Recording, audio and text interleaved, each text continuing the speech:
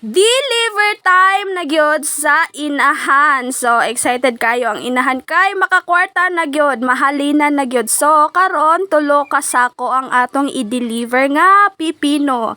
So excited kayo ta kay first time nato mahalinan sa atong pipino.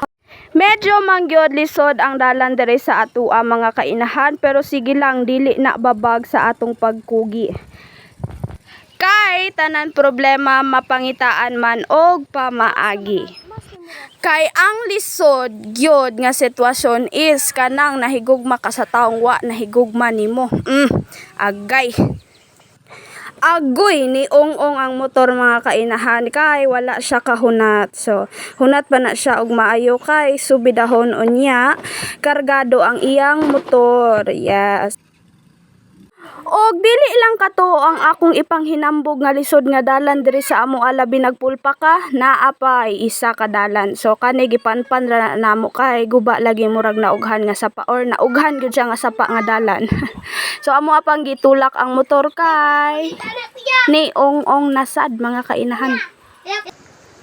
Yeah.